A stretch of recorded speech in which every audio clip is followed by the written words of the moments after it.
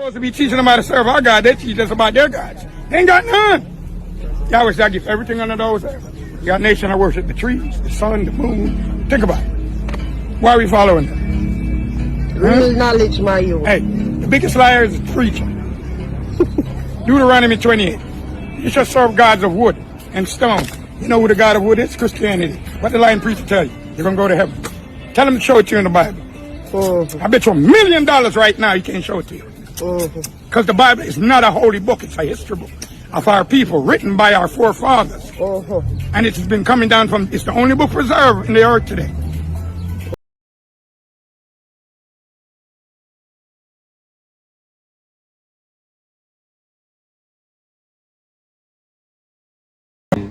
Motherfuckers will say what the hell they want to benefit, you know what I'm saying, now.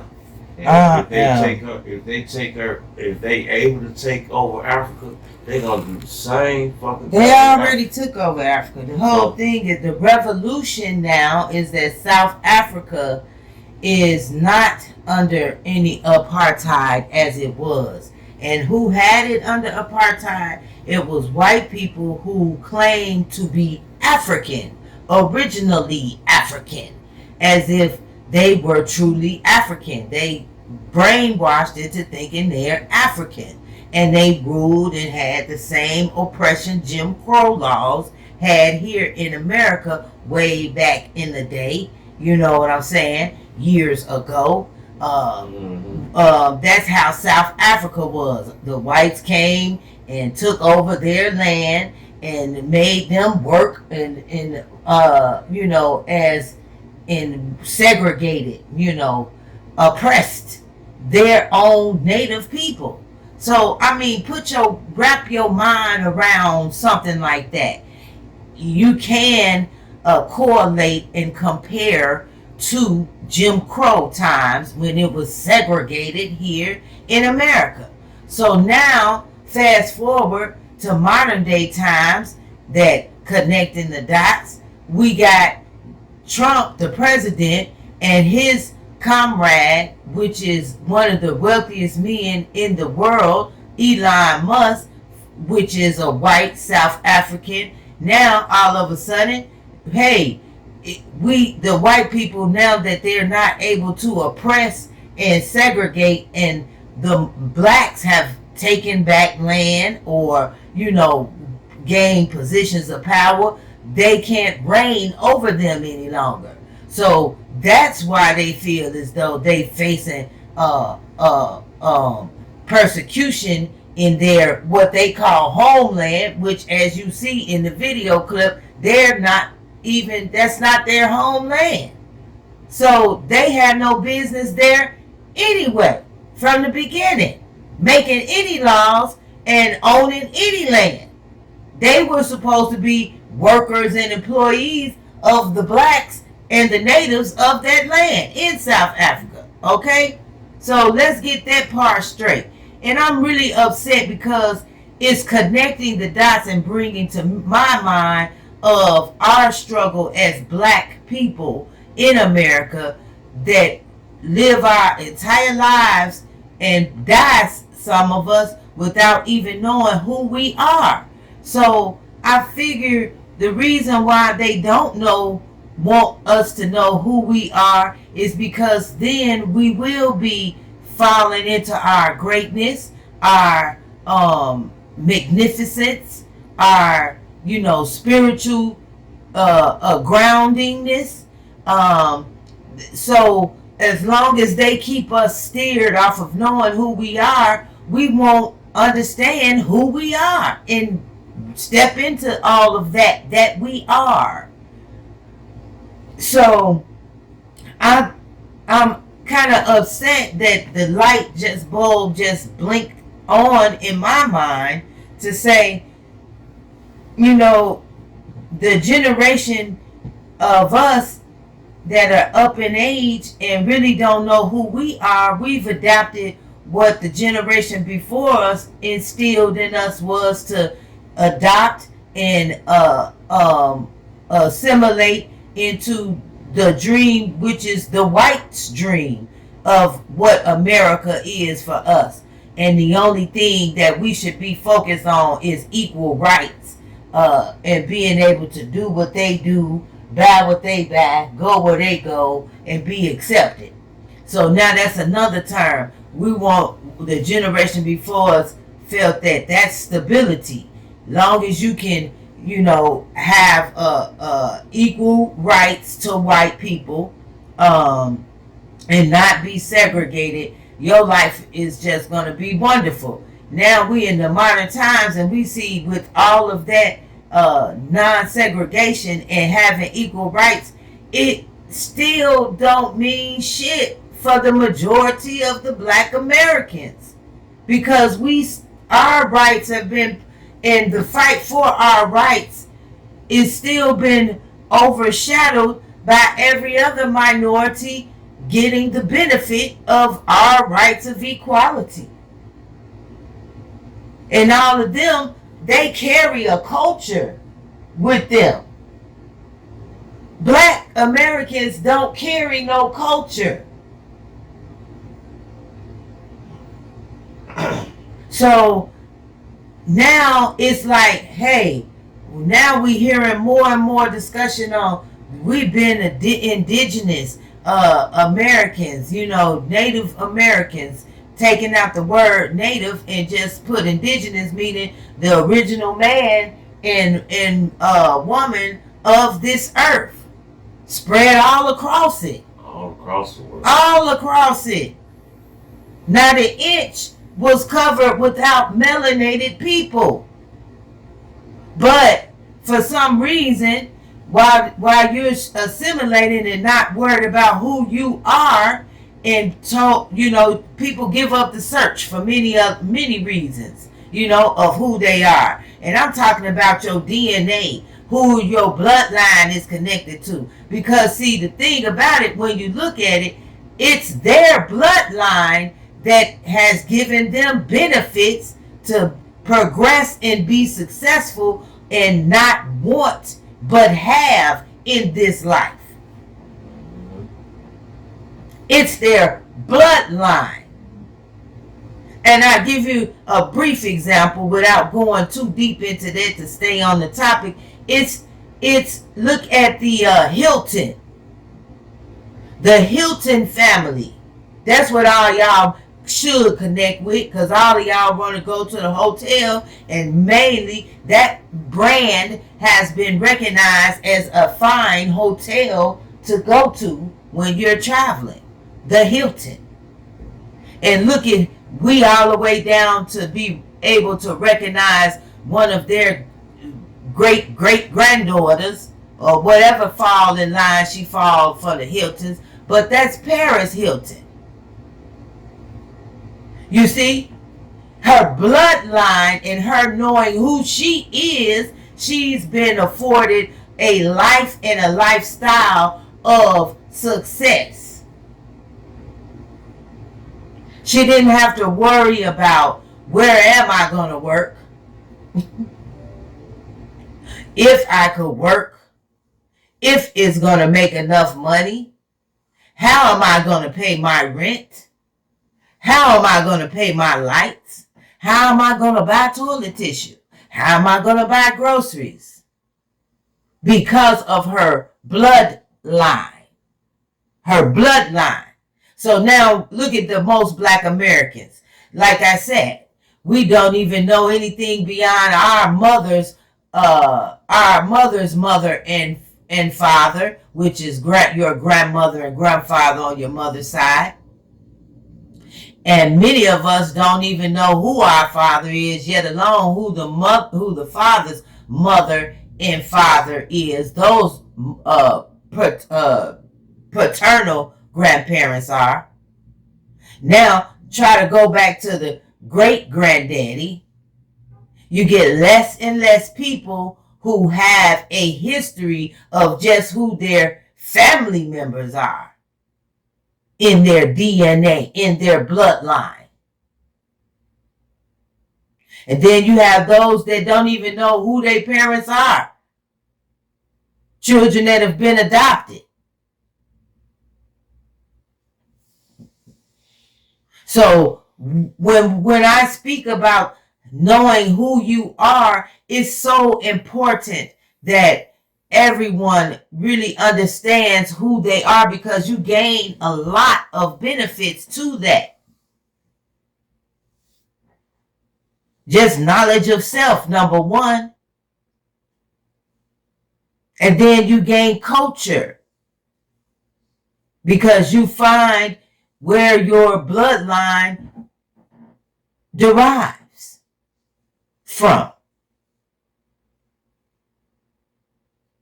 See, our culture ain't just twerking, booty shaking, and entertainment, able to entertain you with music and dance or sports athletics.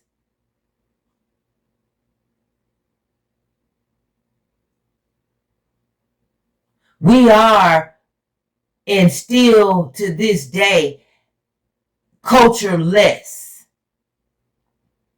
Our culture is not just barbecues and flexing on how much money we have, and everything that's coming out and being shown in a lot of these current celebrations, where they add these elements as rituals, flashing money, having money, but then in the day-to-day life, who owns their house?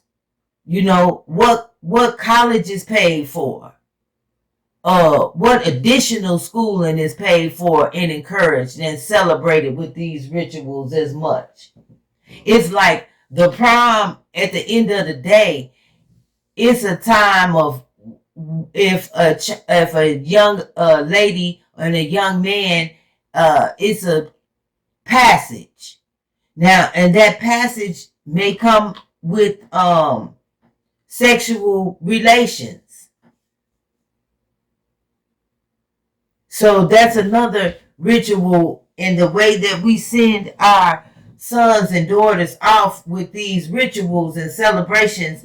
Are we educating them on practicing safe sex or abstinence, not engaging in any sex activities during this time?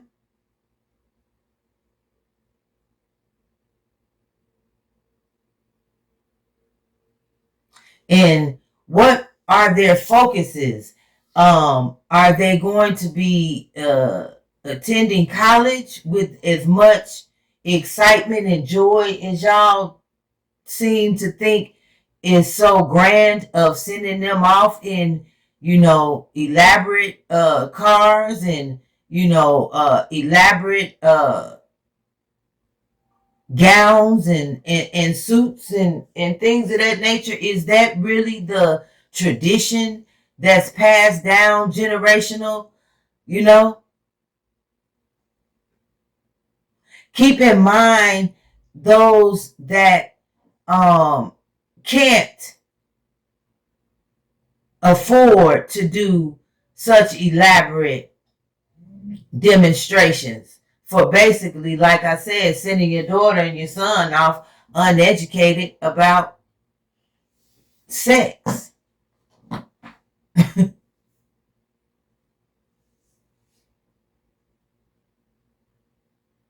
What happened on your prom? I've heard a lot of stories from people who went on their prom. That was the night they lost their virginity in most cases. Let's keep it real. What are we instilling as the definition to define Black culture, other than barbecues, sports, hanging out, kicking it, drinking, smoking, dancing?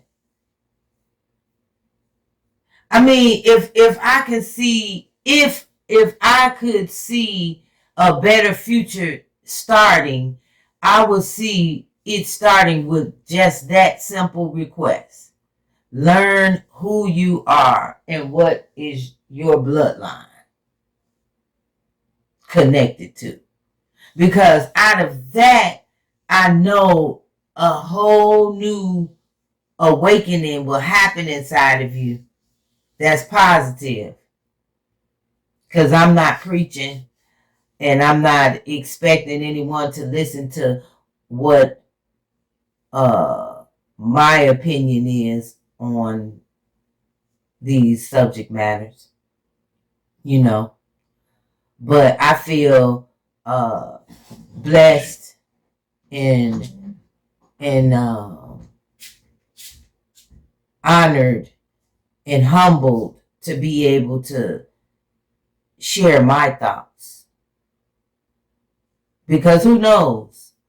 One person might hear it and, take accountability and learn who they are. It'll change and what their bloodline is. All I can tell you is my curiosity to learn more about my bloodline on my mother and father's sides is a journey in itself. And I'm going to share that, journey with my supporters and everyone that is on the same journey or looking to start that journey. And it's one of joy and one of pain. So it's not like this old fairy tale picture, that you learn about your bloodline and know who you are and everything is good. I'm not saying that, but what I'm saying is it molds you into a better individual that has more purpose in yourself in life, which is very important. And I think a lot of people take advantage of just the simple life that they have to get up every day. But the way life is set up right now in these days and times, is so much what I should say, abstract and obstacles to add on top of just daily life and making it through the day, with a positive and a positive mindset. So that's why you have the term a lot. People use crashing out. You got a lot of people crashing out because they don't know who they are. And they're yearning and desire to know, but don't have any way to figure it out. Well, I'm here to tell you, you're going to have to figure it out if you want to survive and thrive, and maintain and sustain. You're going to have to figure that out because that's your barometer to know what you're willing to do and what you're not willing to do. And that's an important line in life. Boundaries for self.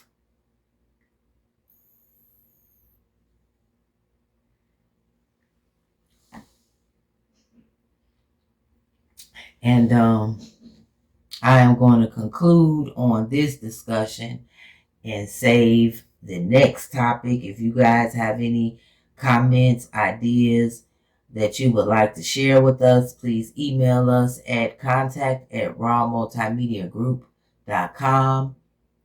If you would like to be a guest on the show, send us an email and let us know with your contact information. And you can always call the office.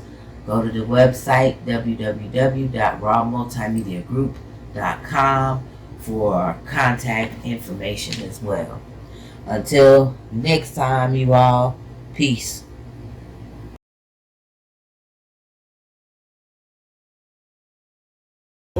They're trying to recreate it and do all kind of things. Just get yourself a King James version, 1611, first edition, and you will see what I mean. When you look at this, the word uplifting is not spelled with a U but a V. Wow. When you see the word no, you see 3 O's to show you that that's the first, because they translated to ancient American. You know what I'm saying? Yeah. From Hebrew to that. And remember now, they couldn't translate our language. So it had to be us that translated to their language. You see where we go with this? Then it's translated again now into English. Why? Do we speak Hebrew anymore? Nobody on the earth speak Hebrew. All these lying motherfuckers talk about it speaking Hebrew. That's Yiddish. Try again. Nobody on the earth is speaking Hebrew. The Hebrew is a heaven language. The language of the heavens, not for men. Unless you're the chosen. But we lost that. So we have to look at it now in English. But you know what they did in it to trick us? They put their God in it. JC. In red letter too. You want to make sure you say, no.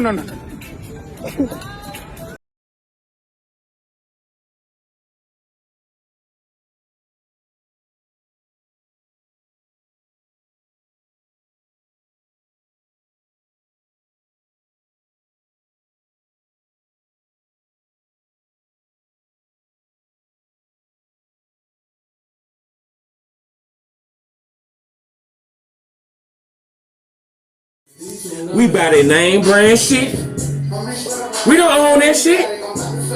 We buy all skills. We buy all that name brand shit. We ain't goddamn it trying to buy nothing black owned. We got black owned cereal. We got black owned stores. We got at least one black owned bank. So if every motherfucker buy that fuck with them one black owned bank, they say we ain't got it. Man, then where the fuck we go?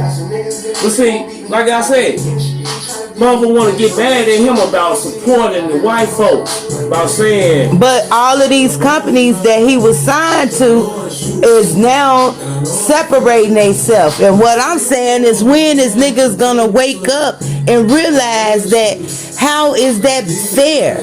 And where is our freedom of speech really gone? So freedom of speech been slowly taken away from us through Facebook, through Twitter, through Instagram, all these social networking sites.